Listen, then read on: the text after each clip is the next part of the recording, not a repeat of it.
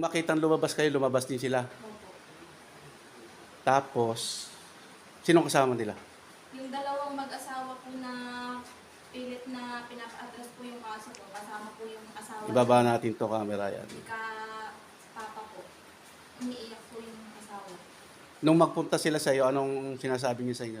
I-atras na daw po yung kaso kasi daw po nakakahiya daw po yung anak daw po niya ay pulis tapos po buruan na lang daw po sasabihin ng mga tao. Anong sabi naman ng kasama? Yung kasama po, baka daw po dahil dun sa gamot na pinainom, baka daw po may lahat na droga o ano po. Kita naman sa medical yun, pwede mo pa-medical yun eh. Oh, so, ganito. Kasi nalalapit na yung eleksyon. Paano kung may nangailam na politiko sa inyo at pilit kayong inaayos? Anong gagawin niyo? Kasi mamaya, baka mamaya lumabas na ako yung aayaw. Baka mamaya isasabihin kong ako, tumutulong lang ako sa inyo. Baka mamaya ako yung lumabas na masama. Magaling yung kayo ay kinakausap ko na hanggat maaga. Pero ang bilin sa akin ng ina ni Pogi ay akong mahala at tapos ay sabihin ko lang sa kanya kung ano ang mangyayari. Oh.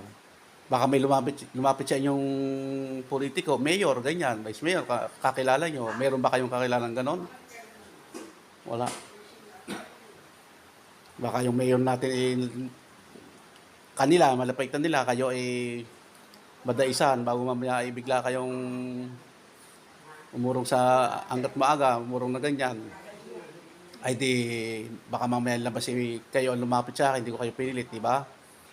Ay, katulad kahapon, may lumapit ulit sa akin dito, gayan din, kaso. Oh.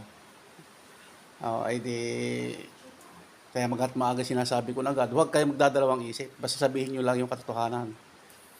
Kung ayaw naman yung ipariglo, wala namang problema, kayo rin magdidesisyon. Kung gusto naman yung... Ha? Tatanungin lang kayo kung totoo yung sinasabi niya, pero kayo, sinisiguro ko sa inyo na anuhin kayo ng reglo. Makikiusap yung mga yun sa inyo. So, ang gagawin natin,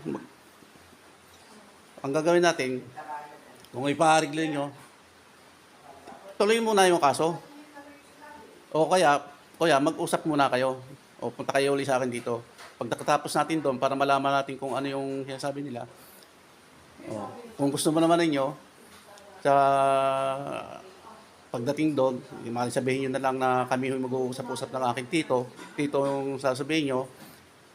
At pinagbilin ho ako ng aking ina sa kanya na hindi namin pinilampasan to. Parang ganoon mangyayari. Hindi kasama yung anak na pulis. Hindi ako iba ibang driver yung pagkakaan nila doon. Yung dalawa po Yung dalawang kasama. Akala ano nila yun? Wala, parang wala. Ang pare. Ha? Ang pare. Okay.